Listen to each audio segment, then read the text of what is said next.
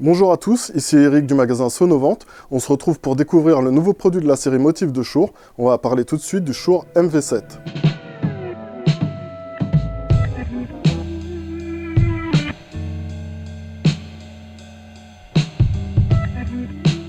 Maintenant, on passe tout de suite au déballage. À l'intérieur de la boîte, on a le guide de démarrage avec un petit carton pour nous guider pour aller vers l'application. Et là, on a donc le micro avec son support de fixation directement livré, un adaptateur pince micro, ainsi que les câbles USB. Et là, on a tous les documents qui concernent la garantie. Alors, la série Motif de Shure, qu'est-ce que c'est ?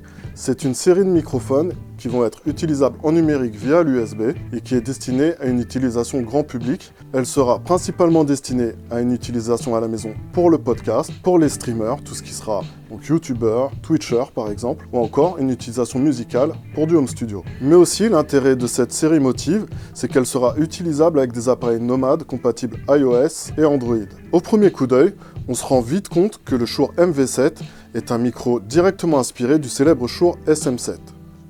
On y retrouve à peu près le même design en plus compact, avec sa forme cylindrique, une bonnette qui vient directement s'intégrer sur le corps du micro, ainsi que sa suspension en U, qui va permettre de pouvoir le poser facilement et de l'orienter une fois fixé sur un pied de micro de table, ou bien tout simplement sur un bras articulé. Pour la petite histoire, le Shure SM7 est le micro incontournable de l'industrie du broadcast. C'est le micro numéro 1 utilisé en radio. C'est aussi le micro qui a servi notamment à enregistrer en studio la voix de Michael Jackson sur l'album Thriller. De toute évidence, il était normal et naturel pour Shure de vouloir le rendre accessible en l'intégrant à sa série Motive. Face à son grand frère, ce qui rend le Shure MV7 particulièrement attractif, c'est son côté hybride. Effectivement, à l'arrière, on retrouve une double sortie analogique et numérique. Pour la partie analogique, on a une prise XLR 3 broches pour pouvoir utiliser le micro sur une table de mixage, une carte son ou encore un enregistreur portable. Une sortie micro USB pour la sortie numérique qui va permettre de pouvoir se connecter sur un ordinateur, PC ou Mac, ou encore sur un appareil nomade en iOS ou sous Android. Et également une sortie mini jack stéréo pour le retour d'écoute. Sur le dessus, on retrouve une bande de contrôle tactile avec le contrôle du gain du micro, la possibilité de régler le volume du casque, et sur l'autre côté, un bouton mute qui sera très pratique pour les gens qui font du podcast ou les streamers.